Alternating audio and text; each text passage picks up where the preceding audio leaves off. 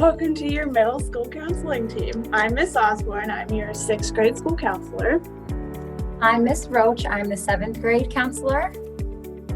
And I'm Miss Yoon, who is the 8th grade counselor.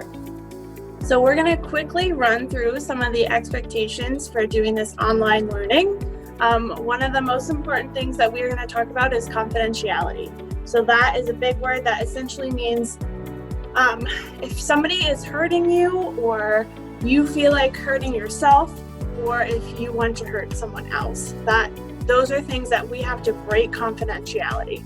So when talking with us in a one-on-one setting, if you don't feel comfortable talking to us about something that's going on in your life, you can message us individually or email us, something of that sort, just to make you feel safe. If you don't feel safe, you don't have to say something. Or if there's somebody else in the room with you and you don't feel like talking about it, that is totally fine. Whatever you're comfortable with. The next thing we want to talk about is being on time. We only have about 10 minutes to meet with you guys. So if you are 5 minutes late to our session, that gives us 5 minutes to talk. So that's a waste of our time, right? So please be mindful of, if you sign up for an 11:45 session, please show up at 11:45. That's all I have. All right, so next I'm going to talk about small group counseling. Small group counseling is one of the other things that we do with students. We will later be deciding how many people are going to be in a small group, but if you do opt into being in a small group, we have an expectation that you will have your video on. For a classroom environment, it can be a little bit different. Your teacher may not necessarily require that, but if you do, of course, choose to be in a small group, it's really important that we're able to see each other's faces so that we can interact honestly with one another. Also, students will be providing each other feedback, and body language is something that is important to create a trustworthy environment among students. As with individual counseling, we also have confidentiality in small group counseling. And it's a little bit different because your confidentiality is not just held by me,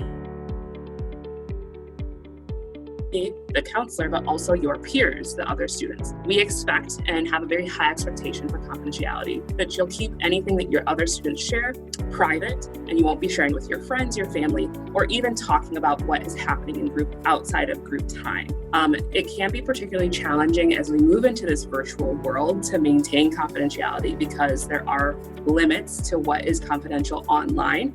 However, using the Zoom platform and the platforms that the school has approved, we are keeping confidentiality as high as possible.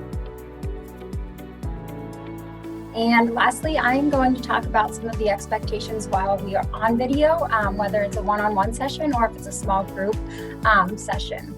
These expectations will include, but are not limited to, hand raising, hand emoji, interaction with one another, and then also you controlling whether you use the mic or not.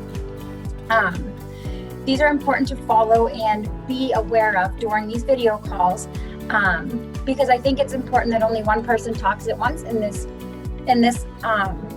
virtual world. It is important that we can all hear and understand what each individual is saying. We will use this hand raising feature in Zoom. That way, one person talks at a time and we take turns fairly. The students are responsible for turning on and off their mic, as said, and the goal is to have them interact with one another rather than the teacher or us as counselors controlling what goes on in the Zoom call. All we have for you. Thanks.